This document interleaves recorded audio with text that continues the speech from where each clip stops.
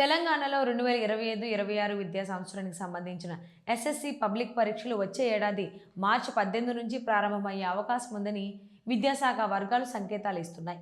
పరీక్షల ఖచ్చితమైన తేదీలను ఖరారు చేసే పని ప్రస్తుతం కొనసాగుతోంది. ఈసారి ప్రతి ప్రశ్నాపత్రం మధ్య 1 లేదా 2 రోజుల విరామం ఇవ్వాలనే ప్రతిపాదనపై ప్రభుత్వం సీరియస్గా ఆలోచిస్తోంది. దీనికి అనుగుణంగా అధికారులు 2-3 ప్రత్యామ్నాయ టైం టేబుళ్లను సిద్ధం చేస్తున్నారు. అందువల్ల తుది ప్రకటన కొంత ఆలస్యం అవుతోంది.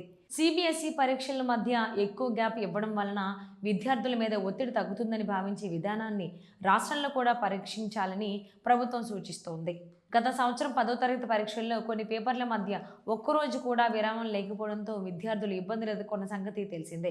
ఈ కారణంగా నిపుణులు కూడా సబ్జెక్టుల మధ్య తగిన విరామం తప్పనిసరి అని సూచిస్తున్నారు. అయితే పేపర్ల మధ్య గ్యాప్ పెరగడం వలన మొత్తం పరీక్షల వ్యవధి పొడిగించబడుతుందని కొందరు అభిప్రాయపడుతుండగా, మరికొందరు మాత్రం 1-2 రోజుల బ్రేక్ వల్ల చదువును పునర్విమర్శించుకునే అవకాశం లభించి ఒత్తిడి తగ్గుతుందని అంటున్నారు.